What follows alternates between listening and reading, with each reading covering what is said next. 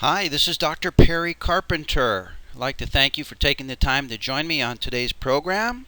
Today's program is entitled Ethics and Law, and specifically today we're going to be talking about sexual misconduct.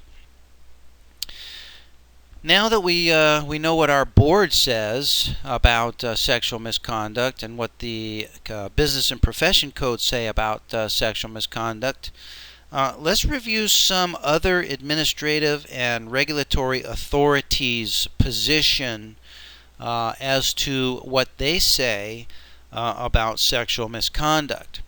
And so far in this program, I've given you all the information that is available on chiropractic cases of sexual misconduct. There's not a lot of statistics yet compiled regarding chiropractors and cases of sexual misconduct. However, the medical profession has done much more extensive study as to the statistics relating to their members. And so I want to review with you a couple of different regulatory bodies, including the AMA Council on Ethics, the American Council on Obstetrics and Gynecology, and then also I want to review with you what is the current position statement of the Federation of State Medical Boards as it relates to investigating allegations of sexual misconduct. So, sexual misconduct, as it's defined by the American Medical Association Council on Ethical and Judicial Affairs, states that sexual misconduct is perpetrated by predatory physicians who systematically attempt to seduce patients. So that raises an interesting concept, and the concept is that of predatory physicians. And I want to just insert a side note here, and that is there is also the concept of the predatory patient. And I just want to say a couple of words about what I learned at a recent seminar given by one of the largest chiropractic malpractice insurance carriers nationwide. And I was attending a seminar on risk management and sexual misconduct and insurance-related issues. And the speaker raised the concept of the predatory patient, and that is patients who systematically attempt not necessarily to seduce doctors, but to corner and trap doctors into precarious and compensable positions. And the speaker described predatory patients as those patients who routinely seek out doctors who may be vulnerable, for whom predatory patients can file a complaint or lodge a claim for malpractice. And for that reason, this particular malpractice insurance carrier was advising all the doctors in the attendance to discontinue their Facebook page, because there are patients who investigate their doctors and select their doctors on the doctor's potential vulnerability. And Facebook is an area where many doctors like to showcase their lifestyle and their hobbies and their habits and their possessions, and this simply provides fodder for the predatory patient. So I'm not necessarily myself encouraging you to scrap your Facebook page, but it is something to consider that there are these so-called predatory patients seeking vulnerable doctors. Sexual misconduct is perpetrated by physicians who claim to use sex for therapeutic purposes, doctors who abuse the physical examination, in particular when certain physical examination procedures are not indicated according to the doctor's scope of practice and or standard of care.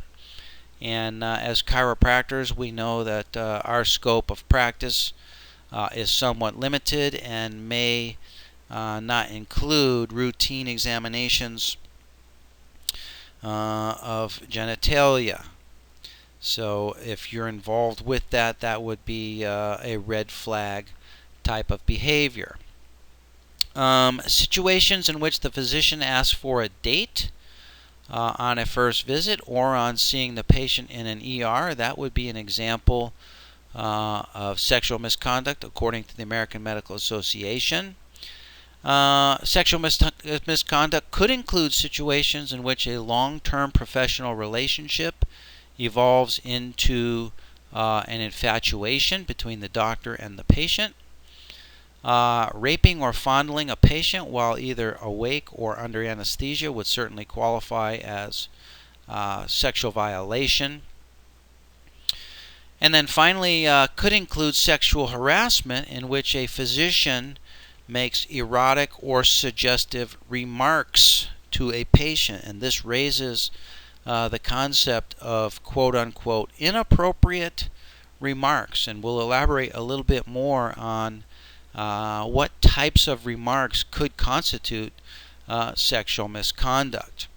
And it's kind of interesting because when we get to that idea, that concept of inappropriate remarks, you might find yourself or identify yourself as the type of person who is capable of making inappropriate remarks at certain times. And you might consider this simply as just being yourself, or just being casual, or just being friendly. And the board and these various regulatory bodies reiterate over and over again that at no time is a physician to stoop down to a level of inappropriate sexually oriented remarks. The boards hold the doctors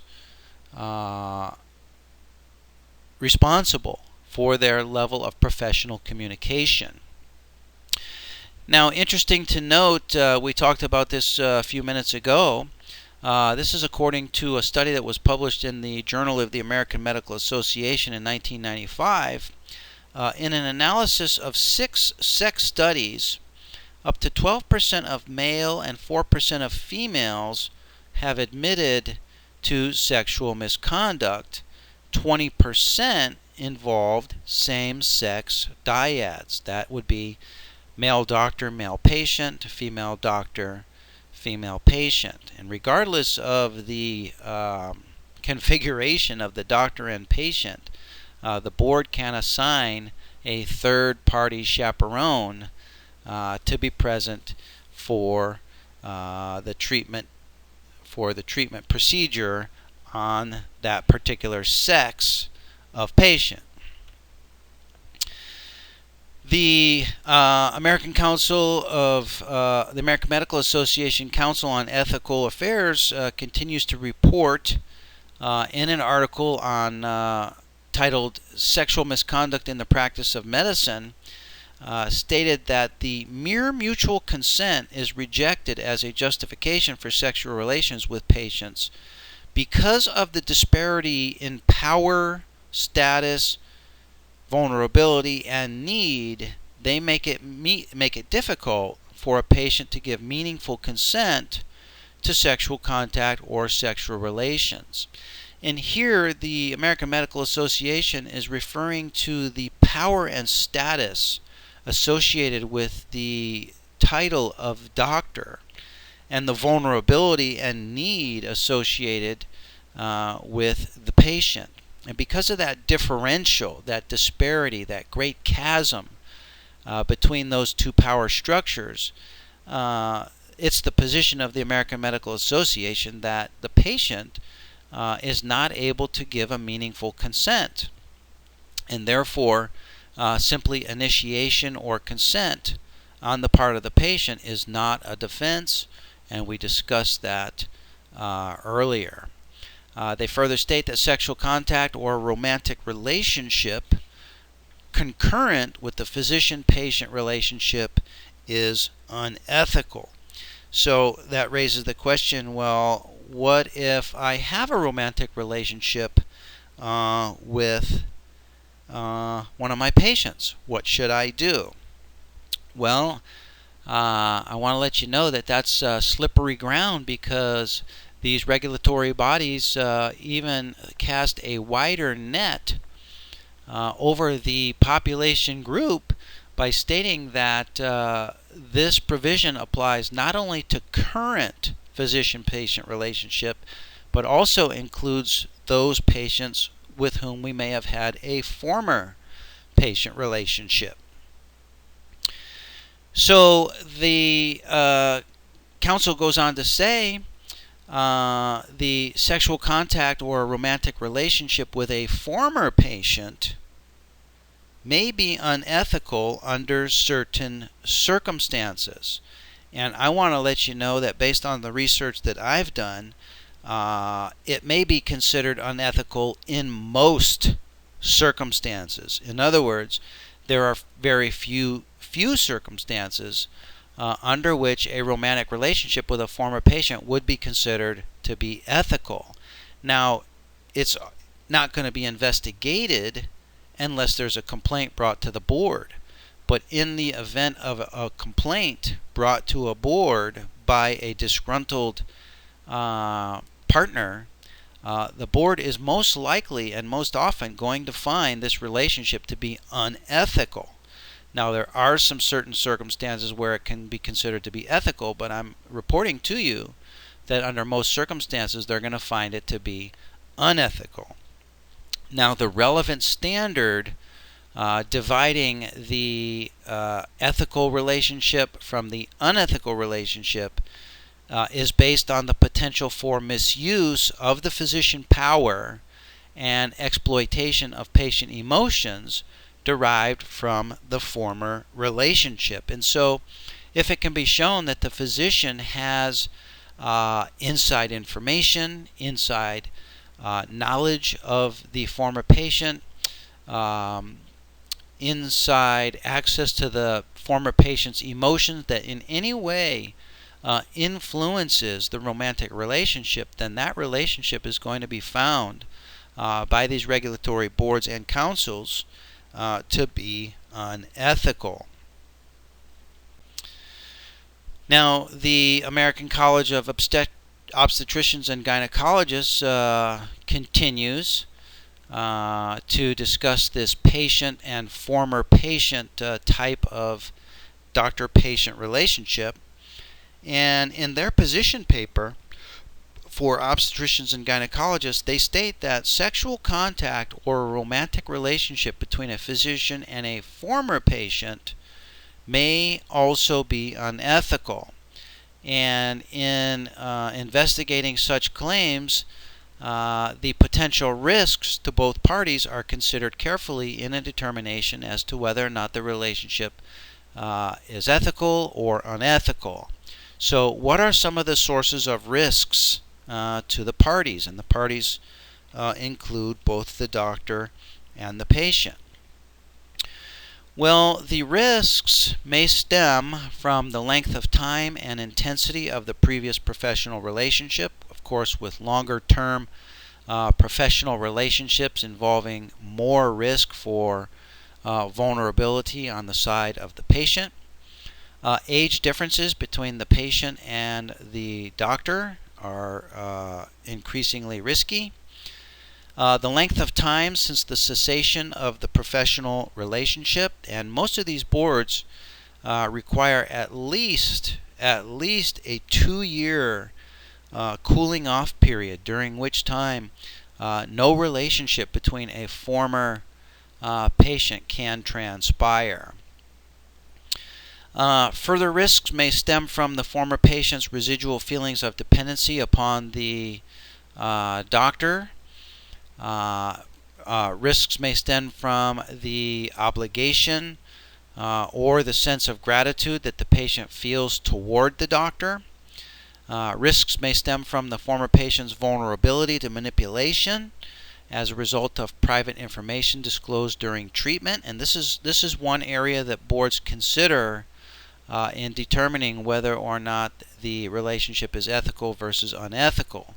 And any instances where it can be demonstrated that the doctor manipulated the patient's emotions or manipulated the patient physically as a result of information that the doctor obtained as a result of the professional relationship tends to tip the scales toward the unethical side of a romantic relationship.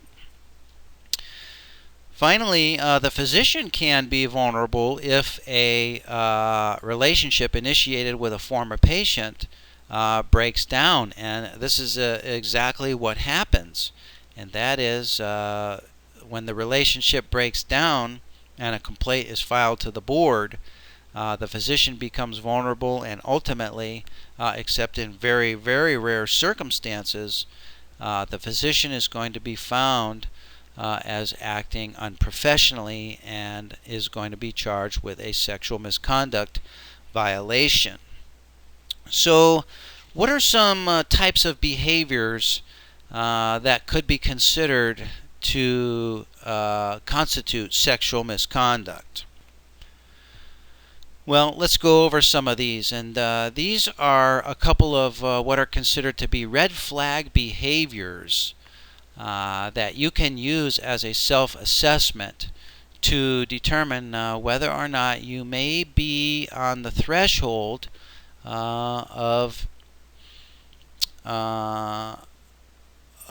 behaving in a way that could be construed as unprofessionally and as sexually inappropriate, or even be charged with a sexual misconduct violation. This comes from the California Medical Board. Okay, so number one, you start talking to the patient about either your personal life or their personal life. Now, in chiropractic, this is quite common because, unlike medical doctors, chiropractors have multiple and repeat visits with their patients, and they get to know their patients. In fact, it's not uncommon for chiropractors to see patients hundreds of times over the course of that relationship. And it is common that we become involved with patients' personal life. But above and beyond everything else, you want to maintain a professional tone and a professional relationship with the patient, and minimally certainly get involved with your personal life with the patient, and then secondarily minimally involved with their personal life. And this raises the concept of what's known as a dual relationship. And all malpractice insurance carriers cite the dual relationship as risky behavior, behavior that's risky for the filing of malpractice insurance claims. Now, the dual relationship describes a doctor who is also at the same time something else to his patients. For example, a doctor who's a friend with the patient, a doctor who's also a member of the bike riding club with the patient, a doctor who also goes to the same church as the patient, a doctor who goes out and parties with the patient, a doctor who goes on motorcycle rides with the same patient. This is the so-called dual relationship, and all malpractice insurance carriers encourage doctors to maintain a singular relationship with patients. It's not that you can't be involved with patients in a dual way, it's just that dual relationships are risky and statistically contribute to the prevalence of malpractice insurance claims. And dual relationships are initiated and have as their genesis when doctor-patient interactions digress into discussions about non-medical issues, including issues going on in the personal life. Another red flag to consider is whether you check your personal appearance before a certain particular patient arrives. Another red flag would be when a certain particular patient is scheduled at the end of the day to allow more time, especially if you allow your staff to go home early while you interact with this particular patient. And that would be a situation that leaves the doctor vulnerable to a claim for sexual misconduct. Other red flags would include your offering of the patient food or drink in non-medically indicated circumstances. Number 6, you exchange gifts or hugs with a patient. And chiropractors are famous for hugging their patients. And hugging patients is a high-risk behavior because you never know what each particular patient is thinking a hug means. Some people construe a hug to be a sexual advance. And malpractice insurance carriers encourage doctors to eliminate the hugging of patients just due to that confusion that exists in the mind of the person being hugged. Number 7, you offer free care to a particular patient. Number 8, you call the patient at home when the condition does not warrant it because you simply want to further interact with that particular person. You want to hear their voice, you want to talk to them, you want to interact with them, you want to get involved with them outside of the professional relationship. And that whole progression can progress to cases where you meet the patient outside of the office. And these are all some red flags that could be construed as leaning and moving toward behaviors and situations that leave the doctor vulnerable for complaints of sexual misconduct. Now, what types of activities qualify as. So, doctors, I hope this has been a helpful review for you. Our board considers this to be of paramount importance, so much so that they require 2 hours annually of training and re-education in ethics and law.